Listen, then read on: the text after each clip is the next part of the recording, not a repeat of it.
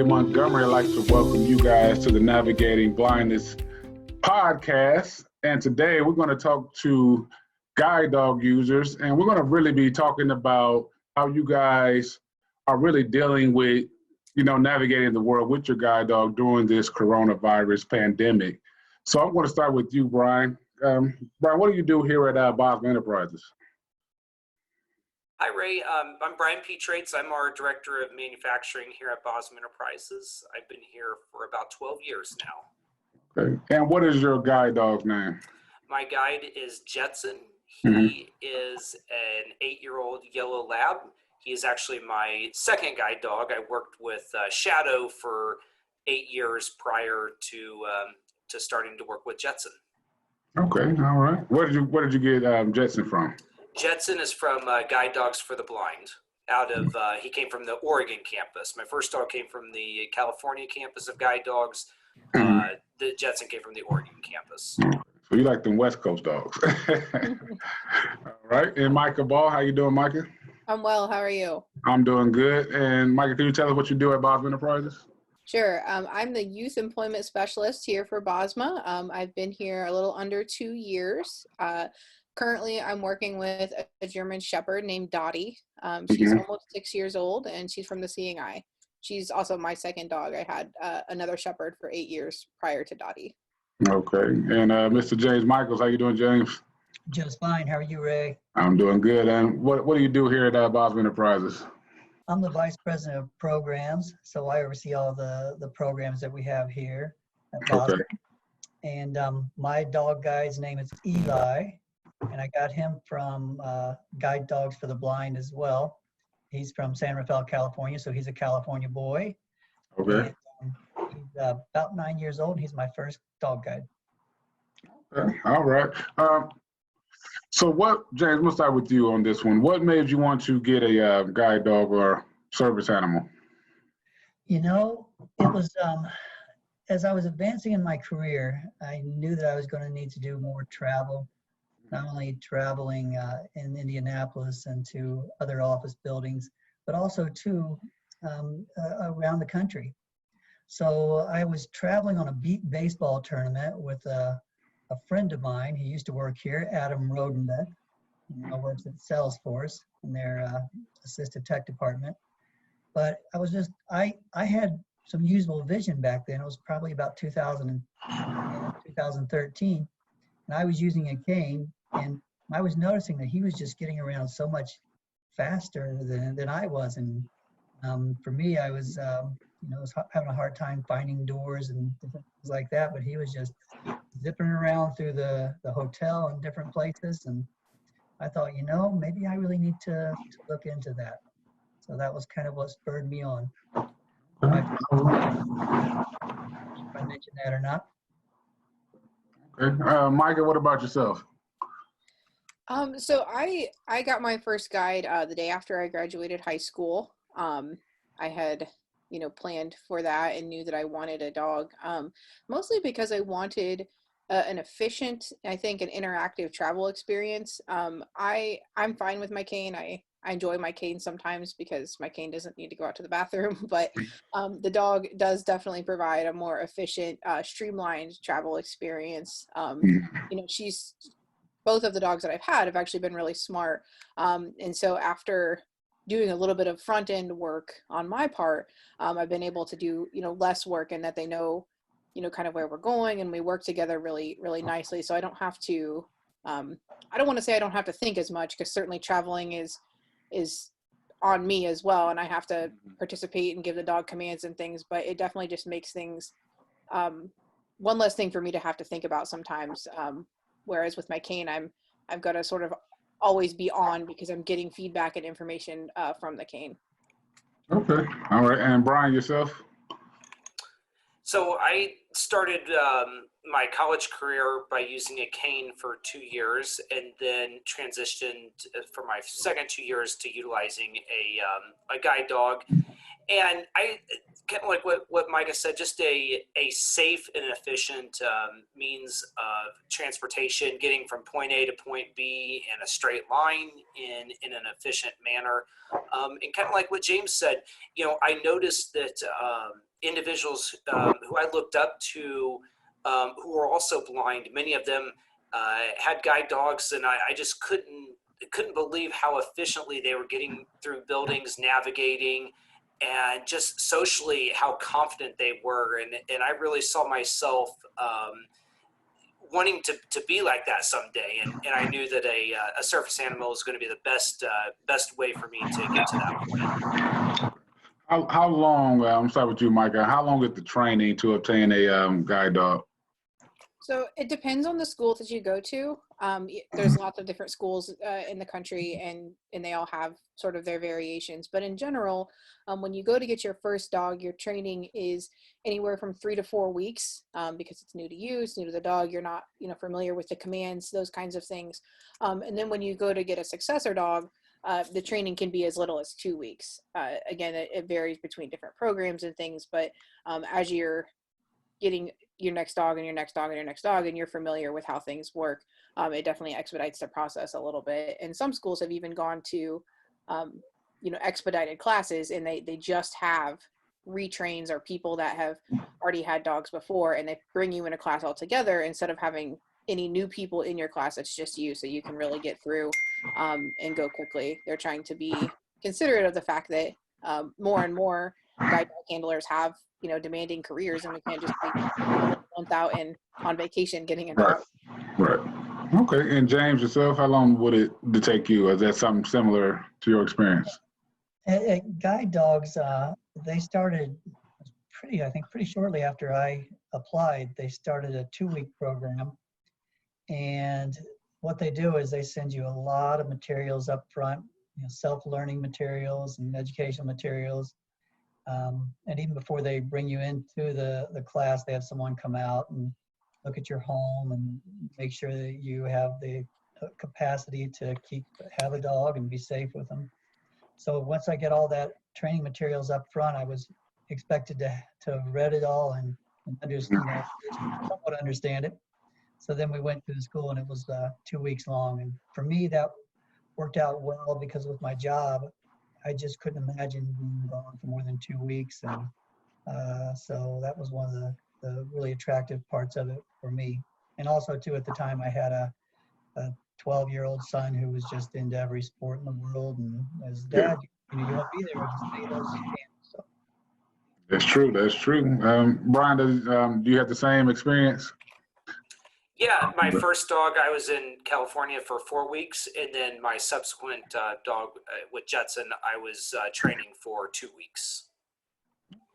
All right. Well, I wanted to talk to you guys about how you guys and how your service animals are actually dealing with the coronavirus and having to travel in these what we call the new normal. So, do you feel like your service animal has? I know you can't read their minds, but are they dealing with this situation a little bit differently? Are they acting differently during the coronavirus? Or is it Micah? Sure. You asked like how we're traveling, and we're just really not going a lot of anywhere. We're trying to stay home. I think, both of our dogs have almost enjoyed it. I mean, Dottie definitely misses her work, and she has a lot more energy and is rambunctious, but she's enjoyed, the ability to be home with all of us. We've tried to keep, I've tried to keep her obedience up and doing that every day. Just tossing her harness on her and going on a walk around the neighborhood. If we do go out, I've had to go to the grocery store just a couple of times. It's just really kind of the same. She making sure that she's not near people, and that she, that people are not coming up and trying to pet her to maintain that social distancing, those sorts of things. It's been a little bit of a challenge because generally the dog will, find a line for you, and they know to get behind the person, and you have to help them not to do that. So it's been a little bit challenging in that regard. But I think that she's just, she doesn't know that there's a coronavirus. She just knows we're not out as much. So I'm hoping that once things loosen up a little bit, her work won't be super rusty, but I'm prepared for it to be a little bit rusty. That is a good point right there. I didn't think of that. They may lose, or some of their skills may diminish due to them not, using them as much. So that is a good point right there. James, how are your dog handling the situation right now? It was a really an interesting time for us. So right before we ended up going under, kind of the lockdown, the shelter in place kind of a scenario, Eli had torn his ACL. So he had surgery the beginning of, actually it was more towards the beginning of February. And then, so he's been in recovery mode up until the last 2 or 3 weeks. And so he hasn't really had to experience a lot of the traveling outside of home. We really haven't traveled much outside of home at any rate. So it's been a little different for him right now. Which is something people thinking, you think about getting a dog guide, health kind of concerns do happen, so you have to be kind of ready for that. And so that's been a lot of work for us on top of the coronavirus, just doing his therapy and things. Okay, yeah, I'm gonna touch back on that. Brian, so how was Jetson handling everything, and are you still traveling? I know you're not really traveling as much, but I know you're going back and forth to work though. So how was your dog handling the situation? Yeah, going to and from work has not been a problem. That's kind of been business as usual. Okay.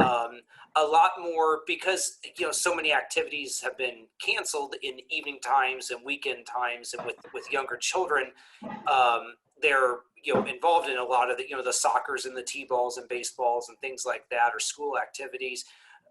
It's kind of been a blessing. On one hand, our evenings and weekends have freed up, so we've had a lot more family time to go on walks, around the neighborhood and do different things like that. So Jetson, I obviously don't think he knows anything about virus or notices much difference, other than he's been asked to go on a lot more walks around the neighborhood. So he's had to be in a little bit better shape, and especially coming off of the winter months, where we haven't been as active. It has been nice to be able to walk around the neighborhood and just try and keep skills as sharp as they possibly can be, with the understanding that around other people in a store type of setting or an airport type of setting, those skills should come back fairly quickly once we're able to frequent those establishments again. All right, James, you had touched on something I wanted to come back around on. Talked about the expenses of having a guide dog. Could you talk about some of the unseen expenses, that come along with having a guide dog? Yeah. Well, Eli's 9, so when they get a little older, different kinds of health conditions do tend to come up. So one thing about the guide dog school where we went is if someone is in need of assistance with paying for vet bills and flea medicine and things like that, they do help with those kinds of expenses.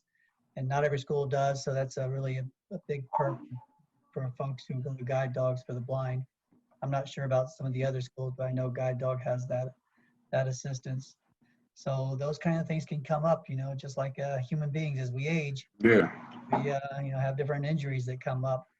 So just kind of got to be prepared for that.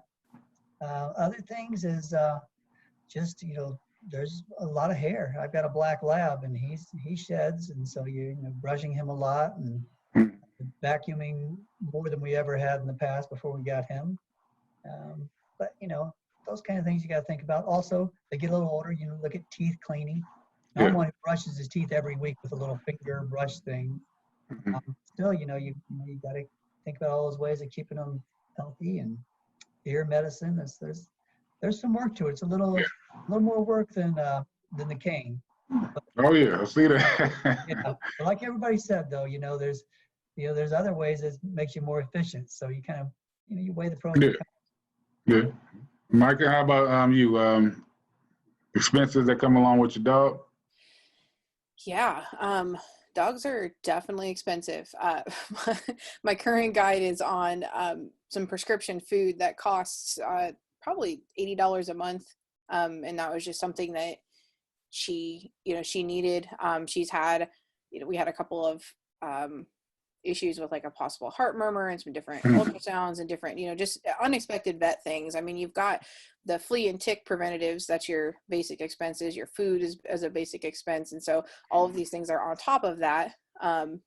We clean our carpets probably more frequently than your average homeowner because of all of the hair, just so much hair. We clean our car probably more, frequently than others might too. Their equipment is sometimes an expense, but you usually are given their leash and their collar and their harness and those sorts of things. Any kind of grooming, nails, those things come up as well. And it's just my cane, I think, is a $40 one-time purchase, and my dog is not. But like Jim said, it's a matter of just kind of weighing out what your resources are and where you need more efficiency. If money is not something that you have, then perhaps a dog may not be the best thing for you. But if time is something that you don't have, then maybe a dog is best for you because you need to move faster. So it's just a matter of weighing all that out and making an informed decision as best you can before you make that choice. Brian, how about you? Some of the same expenses or any more expenses to having a guide dog? Absolutely. Kind of coattailing on the shedding. Jetson, being a yellow lab, I've switched my wardrobe completely to kind of a khaki colored pants so that the hair does not show up when he brushes up against my pants. But the other thing too is as one's discerning whether to get a guide dog or not, a lot of, there's tons of money, thousands, tens of thousands of dollars invested into each guide dog team. And most of the larger guide dog schools throughout the country provide the dogs to the individuals at a minimal or no expense, which is really, really nice on the front end. And it's something that, a lot of the schools have generous donors or really good endowments to allow for the training of the team to be able to be done in a way that's not cost prohibitive to anybody, which is really nice. So on the front end, the expenses are kind of low, but yes, definitely echoing the different vet and health and grooming and all the indirect expenses, the extra cleaning of carpets and vacuuming and the time it takes to do that to maintain a healthy dog and a healthy household. Well, I know I don't have a guide dog yet. Definitely was thinking about getting one just for some of the reasons you guys already stated, for the, being able to move a little bit faster. They can see and point, well, they don't point out things, but they can move you around objects and things like that. Whether your cane, you have to feel for it and come right up to it. So that is a plus over the cane, but, cane, like you said, Mike, is a one-time payment. So if it break, I get another one, but, guide dog, it take me a while. But so why, I know you guys, when you're out in the public, people come up to you. I know people come up to me just because I have a white cane, but I know you guys may get there a little more frequently because you are traveling with a dog and people like dogs. So why shouldn't people pet your guide dogs when you're out and about? Brian? Well, you mentioned it very, very nicely, Ray. Like what's been mentioned earlier as well, dogs are, they draw a lot of attention, and a lot of times that's really positive, good attention to the guide dog team, to the handler and the dog itself, because that gives you a chance to educate somebody in the community that might not know or have a stereotype about someone who's blind. They're able to be educated because of that dog and say, wow, someone who is blind, they are able to be independent. They are able to travel, through an airport or be able to navigate through a store, independently. But a big reason why you should not come up and pet or distract a dog is just for the safety of that team. Guide dogs are trained very well, to obey the commands of their handler, but they're also dogs, and they do become distracted. As much as we don't want them to, they do become distracted. And so any sort of distraction that happens, that dog, their focus is no longer on the safety and the efficient travel of that team. They're going to be looking at that distraction. And so if you come up and start petting a dog and start giving it a lot of love and affection, well, of course they're going to turn towards that, because who doesn't want to be, looked at and such. And so therefore, once that dog turns its attention away from the job at hand, then that puts the team at risk. So that's just one example of why it's not a good idea to come up and pet a service animal. All right, James? Yeah, if the thing is like Brian said, the dog really does want, likes the attention from other people as well as, its owner, which, we want them to be social and to, be friendly.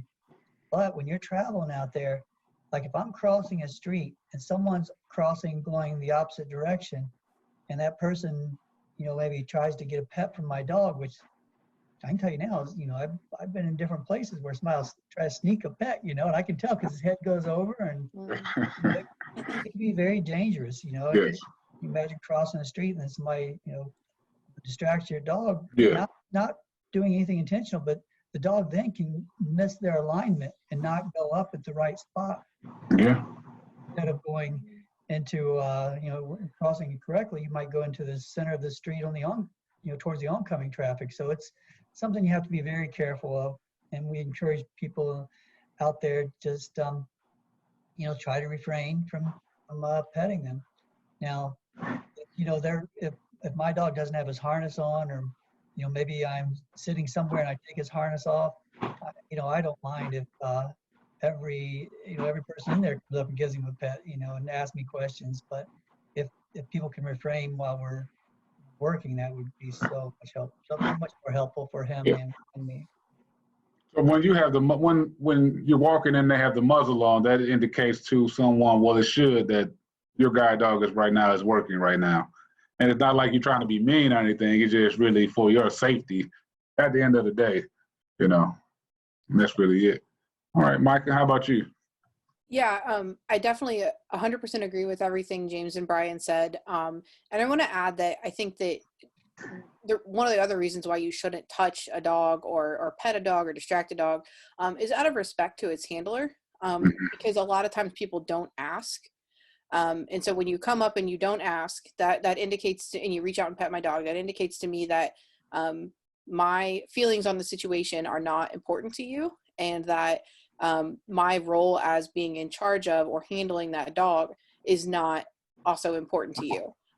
Because, I'm just a blind person and you can just do whatever you want because I won't see it, or, it's not a big deal. And so I think just out of respect and dignity, for the handler, just leave the dog alone. It's not, I know it's cute and I know that everybody wants to pet the dog. And, certainly if people stop and ask, if I'm in a position where asking makes sense, then that's fine. But if I'm crossing a street and somebody just reaches out and sneaks that pet, because I've been there too, James, it's just really kind of a rude thing if you think about it really in depth in that way.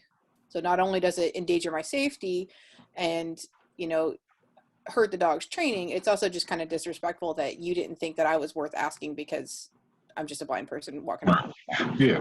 I'm gonna say, I don't like people grabbing my cane either, so right. I definitely don't like you grabbing the dog. So, Ray, if I could tell you a quick story that Katrina, she told me this when she had a dog guide.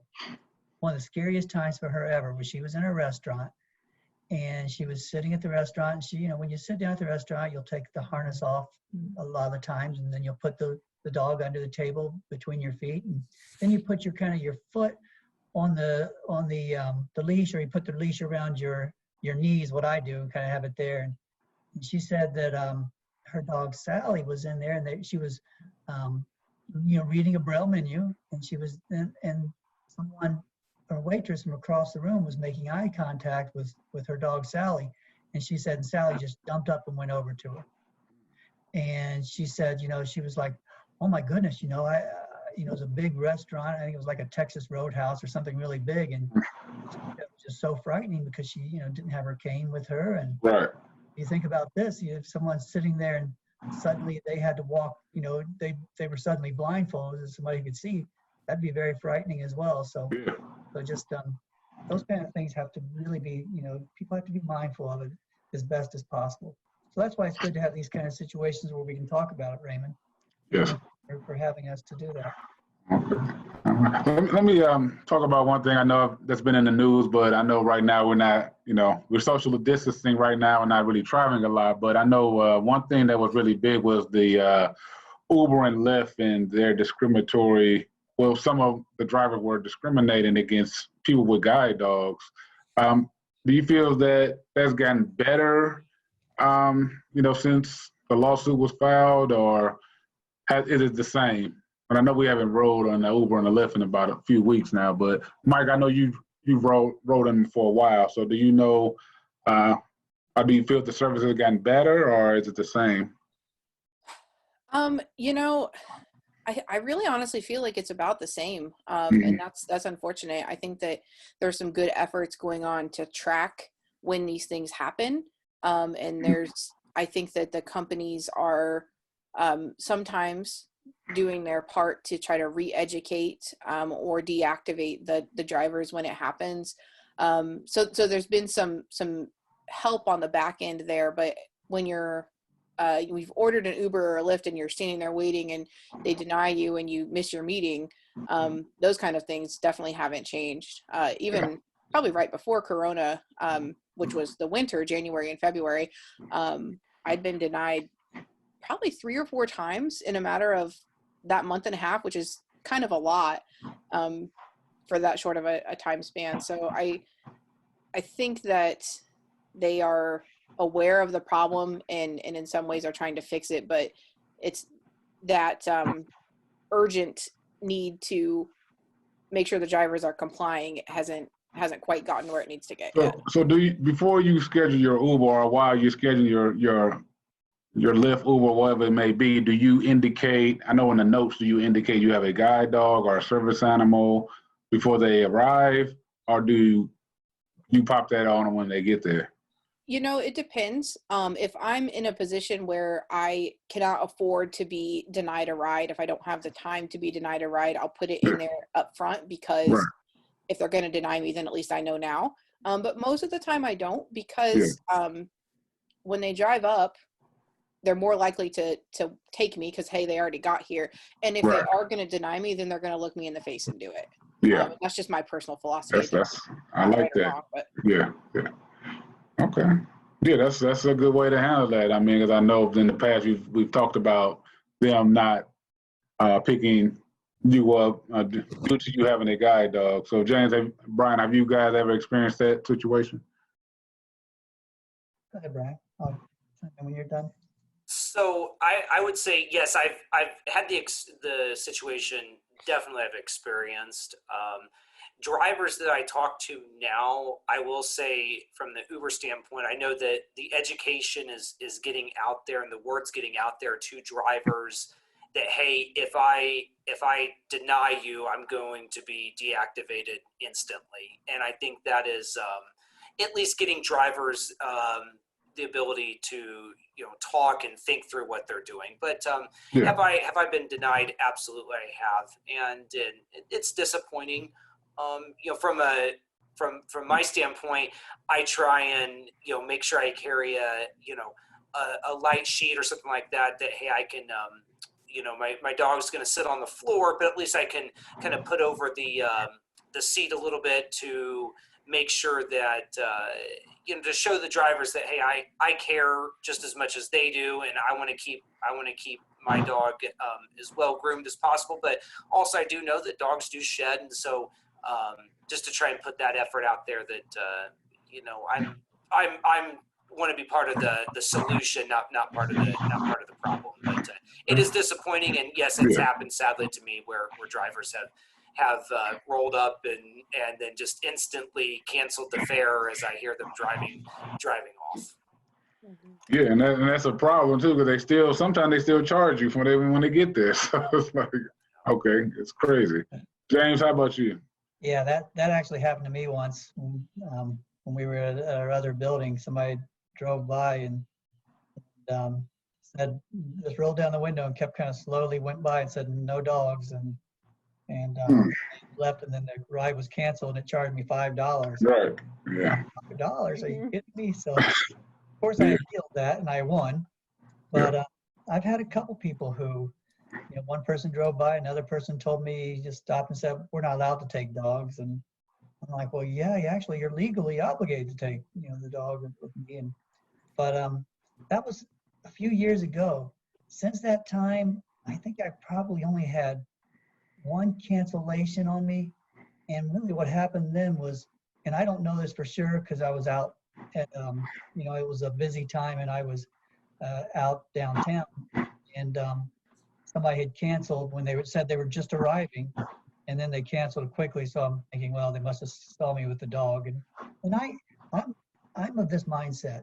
If somebody is afraid of dogs, all they have to do is let me know, and then I'll call for another one. Because that was what happened with one person that told me, that we're not allowed to take dogs. And then when I said, yes, you're legally obligated, that he kind of hem-hawed around and said, okay, you can come in. And then on the way home, because I said, you can cancel the ride. He said, no. I think he was worried he would get in trouble. So we're in the car and he tells me I'm just really very, very afraid of dogs. Was bitten by a dog in my, I was bitten by a dog when I was young. And so I said, well, that's fine. Just let somebody know. Most of the time, guide dogs users are very understanding about that kind of thing. Yeah, definitely. And sometimes as we talk about the cancellation policy, sometimes it is a cultural thing, where some cultures don't really deal with dogs on that extreme as we do. So, but definitely great information. So before I get you guys out of here, tell me one good reason a person should get a guide dog. I know we talked about it earlier, but tell me anybody out there thinking, what can you say to them, if they're considering getting a guide dog? James, let's start with you. I would say really think long about it, because it's it's a balance. It's a wonderful thing, but also too, it's a lot of work, and you have to be dedicated to that extra work that goes into it. But for me, the one thing that I really love is if I get out of an Uber or Lyft, or I get out of a car, and I say, I'm close to where I need to go, I say, find the door, and he goes and finds the door. As a blind person, finding a door can be really difficult. So finding doors is great. Yes. Micah? Yeah, I definitely second the find the door or the inside or outside commands. Those are really nice in a crowded room. The thing that I would say to somebody who's considering a dog, gosh, there's so many things. Yeah. Think about the costs, think about your current life situation and whether you anticipate it changing. I mean, certainly none of us can see the future, but if you're planning to have kids in the future, it was very different for me to have a dog in college, where that was sort of my only responsibility, than it is now for me to have one in addition to a couple of children running around. So try to consider that as best you can. And then I would encourage people to look at the different schools and do your research. It's just like anything else. They all have different pros and cons and policies and things. And you definitely want to know what you're getting into prior to getting into it. Look at teams that came from various schools. Are they effective? Do they work well? What kinds of things can the dogs do from this school versus that school? And so I think that I'm a big proponent of, if you have all the information that you can have, then whatever decision you make, you'll feel good about it. Good. All right, Brian. Yeah, both have said exactly my feelings. Just make sure that a dog is going to fit into your lifestyle, and do your homework. And understand that a dog's not for everybody. They're awesome, and I think that's why us three have chosen to kind of live the guide dog lifestyle. but it is it's not for everybody, and just understanding that, and that's totally fine. But the independence, the freedom, the efficiency, and being able to travel is awesome. And then also too, so many people can relate to dogs, and it gives us a chance as individuals who are blind to debunk some of those stereotypes that, hey, people who are blind do get out in the community and do try and better themselves and try and better their communities. Yeah, cool. Well, I thank you guys, and definitely you guys have got me right there on the edge of maybe getting me a guide dog one day. I've seen Micah, I've seen James, I've seen Brian, I've seen all you guys navigate with such ease. Definitely find the elevator is a key component right now to my life. Found the elevator is the whirlwind. So, but I definitely thank you guys for all that great information. Definitely make sure you guys are subscribed to the Bosma Podcast on Apple Podcasts. Follow us on all social media platforms, and I'll talk to you guys next week. Thank you guys. Thank you, Raymond. Thank you. Thank you.